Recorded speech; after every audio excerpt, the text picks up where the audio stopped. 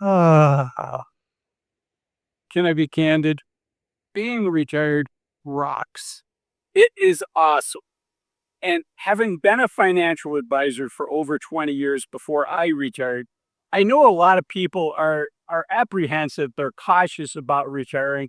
They're worried they might be bored. They're worried that, they're going to lose their purpose. And having just gone through that transition myself, I want to share with you my experience, which overall has been incredibly positive. I mean, I'm able to go to places like this. This is a small beach town in Costa Rica, actually not that small. It's called Santa Teresa. So it's given me the freedom to do things that I want to do. I get to spend, yes, I could have come here before I was retired, but probably for a week, maybe 2 weeks at the most. So it's nice to have the freedom to pursue the things that I'm interested, both things like traveling. I enjoy traveling, but also just things that interest you. Before I retired, I love learning. I still love learning, but I would often cage it as, how is this going to help me professionally? Is it worth my time? Is there a return on my time? And it is so nice to just be able to pursue something for the love of learning, for the love of that topic. For instance, right now, I'm really trying to focus on my health. I'm trying to get back to the basics. A program that I call Return to Ripped, and just to be healthy, eat well, exercise, and so now I have three firsts every day. And these are the things that I'm trying to prioritize, and those firsts are fitness first, family first, and fun first. And yes, I had a lot of fun before I retired. I've had a lot of fun throughout my life, but it's nice to prioritize that, to not have to squeeze it in with work and with all of the other responsibilities. And you think about how much pressure it is when we're in our 30s or 40s or 50s. If you're married and have kids, you're saving for their college. You've got a mortgage payment that you need to be concerned with. If you lose your job, you might have to move the family. You're saving for college, you're saving for retirement. Here in the United States, our healthcare is tied in with our jobs. So it's just a lot of stress. And it's nice at this phase to be able to put those stresses aside and say, this is me time. And again, having been a financial advisor for over 2 decades, I saw a lot of people unnecessarily give up this time or give up a couple years of it because there is uncertainty associated with retiring. It's a huge transition. I liken it to when my adult daughters went off to college. You know, everything they knew was in our home.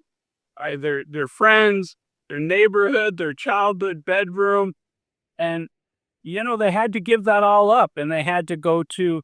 In our case, we encouraged our kids to go to college out of state to get them a different experiences. So, brand new friends, they didn't know anybody. Everything they owned in the world was in 2 suitcases. However, 6 months later, they had no desire to live with mom and dad anymore. And I have seen that with retirees as well. They're fearful about the transition. But I'm here to tell you, if you plan for it, if you think about it ahead of time, yes, the transition can be a little rocky. I don't think any of us get through unscathed. Um, there's going to be negative surprises. There will be some hard days. But overall, I think you'll transition through it successfully. And, the reality is, unless we're going to work until the day we die, we all have to go through this transition, giving up that salary, giving up what I call this river of money. I think of myself when I was working as, I'm on the shore. I'm working hard on the shore, and my company is providing this flowing river of money. And if I overspend in 1 month, it's not that big of a deal because I know that next month, and this is for me and for people that are decent savers, if you mess up for a month or two, it doesn't matter if you're a good saver, because there's more money coming in and you've already done a good job of saving. So, if you can succeed 10 out of 12 months, you're going to be very, very successful. But it's hard to give up that river flow of money, new money coming in every month. It's hard to leave that. And it's important that we measure twice and we cut once. We want to make sure that we have enough money to retire. We want to make sure that we have some idea of how we're going to spend our time in retirement.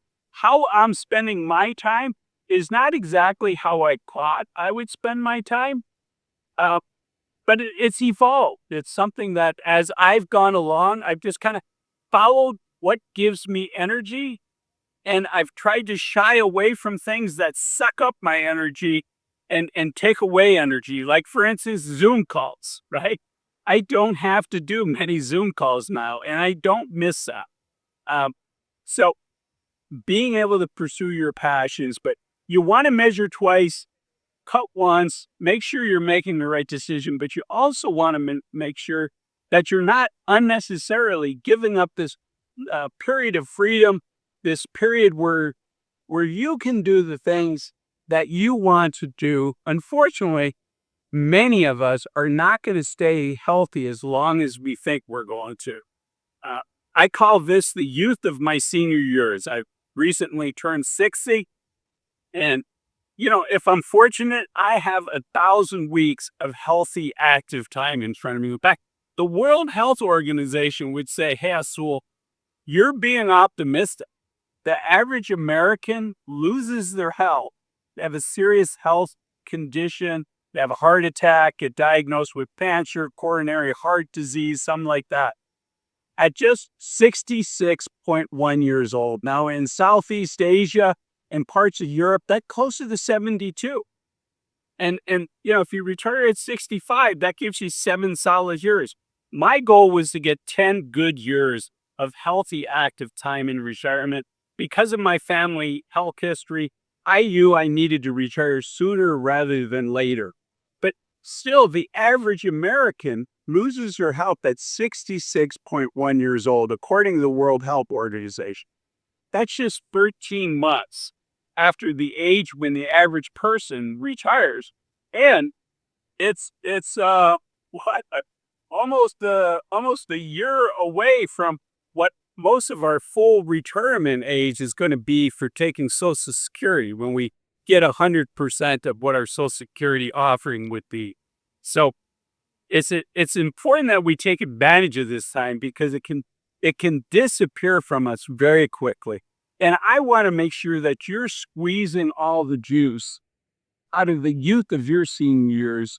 And whatever your dream is, whatever your goals are, if you're married, you and your spouse, I want to make sure that you get to pursue those dreams and you get to do what makes you happy. And we're all different. We all like to do different things. But whatever your thing is, the clock is ticking. And I was nervous about retirement, even though I've helped hundreds of people transition into retirement. And so it's normal to be nervous about retirement, but I want to encourage you to take the leap. And I also want to encourage you to enjoy your 50s and 60s until you get to retire. And that's why I made this video here, 8 things to stop doing in your 50s and 60s in order to enjoy your retirement more. I'll see you in that video.